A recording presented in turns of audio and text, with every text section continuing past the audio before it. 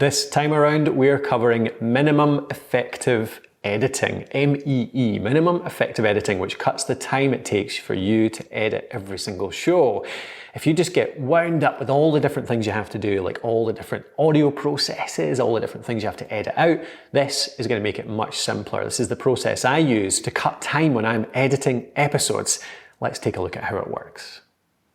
This is the question we get more than any other through the website, our website, The Podcast Host. It's how can I make editing easier? Editing's taking too long. It's killing me, taking this much time to edit. I know people who have an hour-long show, 45 minutes even, that take 5, 6, 7 times that long to edit. So people on an hour-long show taking like a full day, 8 hours to edit. It's just bonkers. It's not sustainable. So how do we cut the time it takes to edit? Well, I've come up with a process, and we've taught this to many people over the years through the podcast host, called minimum effective editing. Now, there's 2 levels to this. We've got minimum effective editing 1, the real basics, the real time saver, and I'll show you how that works. And then we've got minimum effective editing 2, which is adding in a couple of extra bits of polish. So let's look at both. But I mean, the reason this is invaluable to you is people tend to spend far too much time editing out all the little mistakes, you know, like the ums and the ahs or any little trip of the tongue. People spend far too much time editing that stuff. That is what takes up people's time. And you don't need to do this. What I want to do is get you into a live recording mindset, okay? The idea that you're recording live.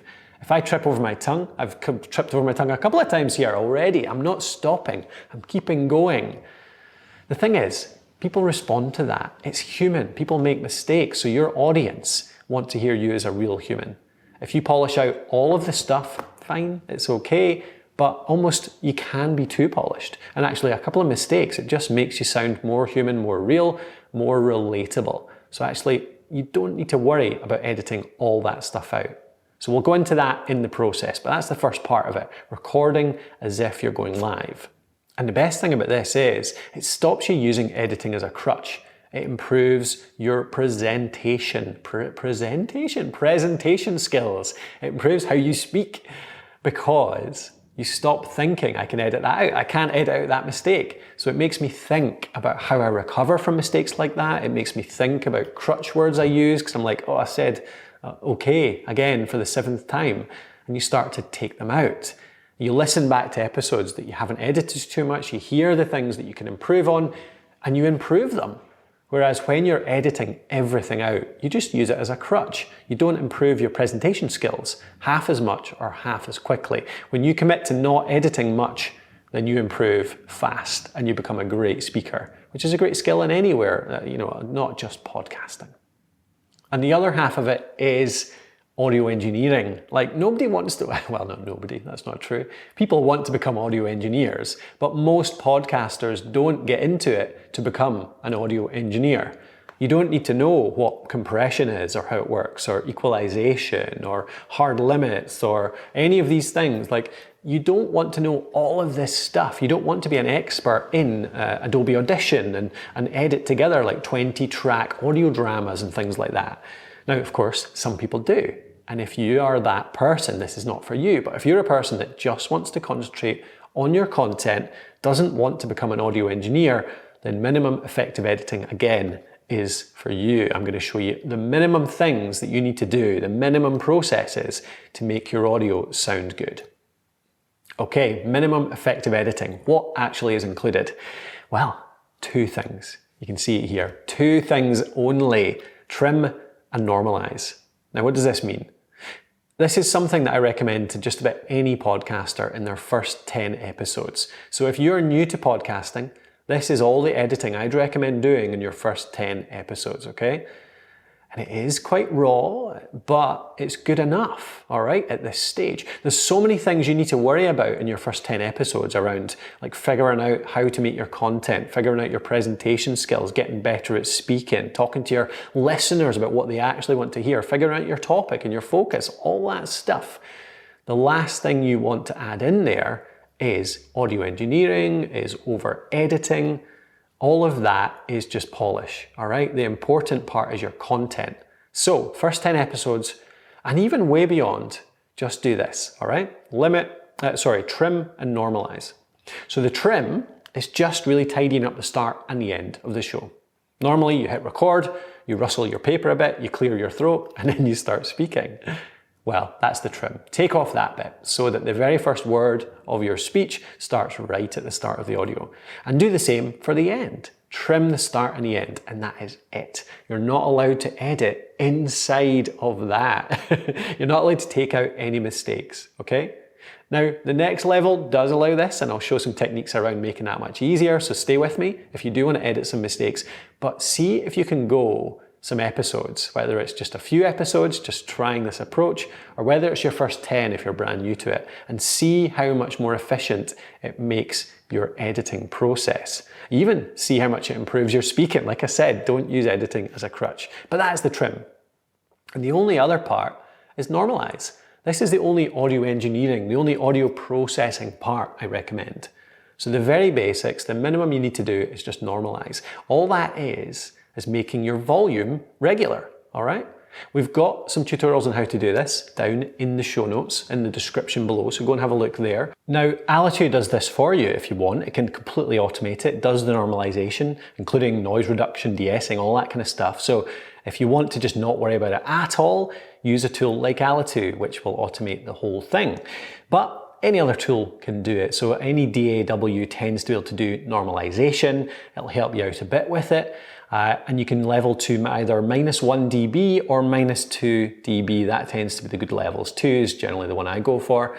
But use the tool within there. So in Adobe Audition, for example, they've got a normalize tool in there. Put in -2 dB, select the right bit of audio, and it'll normalize it for you. So that is the minimum. Trim and normalize. That is minimum effective editing, okay? If that is all you do to your recording, right? You just record, you spend half an hour recording, speaking, and all you do is pull it into your editing tool, either automate it with Alitu and do the trim a little bit with Alitu Editor, or use another tool to do a little bit of that normalize and then trim it as well, and you put it out, and it just takes you minutes to do that, okay? That is minimum effective editing. Stick to that and see how it works for you to begin with. But if you do want a bit more polish, either later on in your journey, or you just feel like you can't go without that extra polish, let's look at MEE2, Minimum Effective Editing 2. Okay, you can see here what we've added into Minimum Effective Editing 2. We've got the music, we've got the limit, and we've got the click edit. Now the click edit is a way of marking edits in your recording so that they're much easier to find. Cuts down so much time in finding those edits. I've got a separate video on that though, so pop over to that. You can see a link to it up above now, a little card, and I'll put a link in the description below as well, so you can go and find that. I've also got an article, thepodcasthost.com/click edit. So plenty of ways to find the full guide to click editing, but that is a separate thing that saves you so much time in actually editing out mistakes. Next, we've got the music, okay? So you might want to add some theme music. That can work quite well. A bit of polish, add some personal branding, all that kind of stuff. It's quite nice to put that music in. It sounds good, it sounds impressive. Now this can take a little while to edit in, so that's why I recommend leaving it out in the early days, but it's not too bad. Now you can do this in any editor. Some are easier than others, but generally what you're doing is you're pulling in your music clip, shorting it to maybe the right length, making sure it's the right levels as well, volume-wise, so that it kind of matches your vocals a bit louder, but then you're going to sculpt an overlap and a transition. So you'll overlap the voice a little bit with the music, you'll fade it out so that the music fades out into the vocals. If you want the overlap to be long, you'll maybe fade it out to a bed so that it plays behind the vocals for a little while. You can do that with the volume envelope tools in just about any audio editor. Equally, if you want it just to fade out a short overlap, it just fades out and then the voice continues alone. So you can do that in any editor, and that's adding in the music, and do that for the end, the outro music too.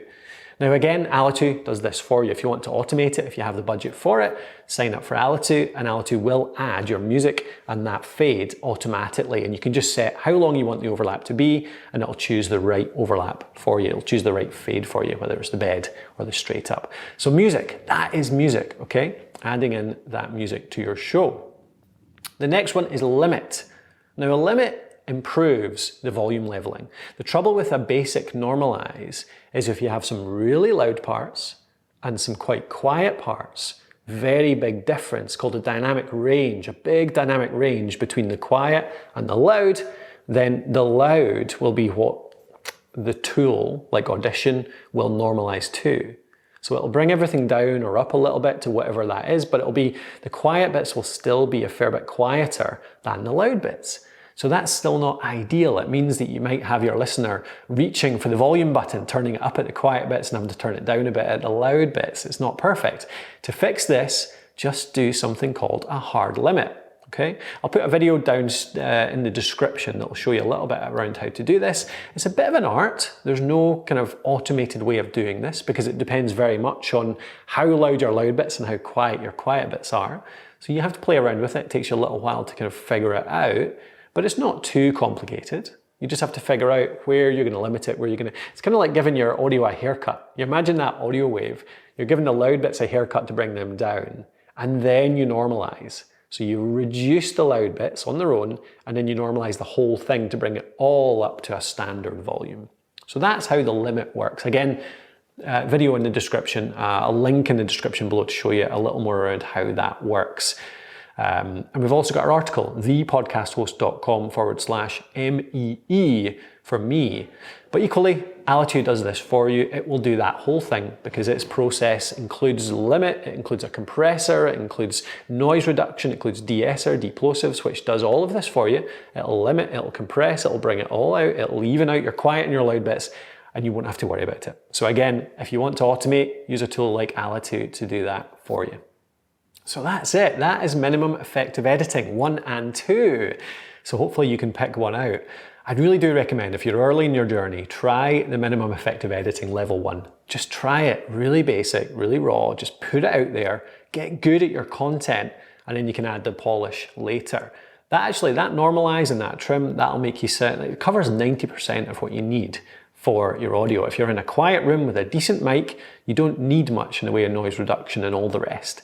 As long as you've got good mic technique, all that stuff, you can get away with it, no worries at all. And then if you do want to add the polish, just to make sure the levels are perfect, make sure that the music's in there for the polish, click edit to take out any of those bigger mistakes. That's kind of your extra polish. And people can go on that way forever. All right, so that's minimum effective editing. I hope that cuts down the time it takes you to edit your show. Remember to check out Alitu. I hope it does help you in automating so much of this as well. Makes the trim really easy, does all of the processing for you, adds your music for you. So go over to alitu.com, alitu.com, and you can get a free 7-day trial to give it a shot, see if it works for you. Otherwise, I'll see you on a future video. Do hit that little bell icon if you want to get notifications when new ones come out, and I'll see you there.